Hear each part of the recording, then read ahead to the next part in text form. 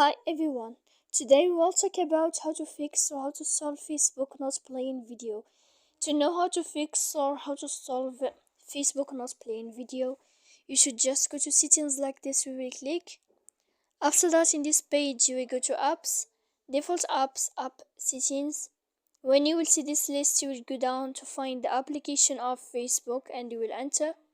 Then in this page, you will go to click for stop. When you will end this, you will enter to storage. After that, you will click clear cache. Then you will go to click clear data.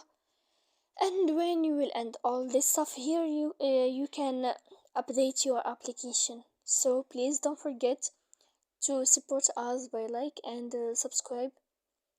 See you next time in another video. And thank you for your watching and your attention.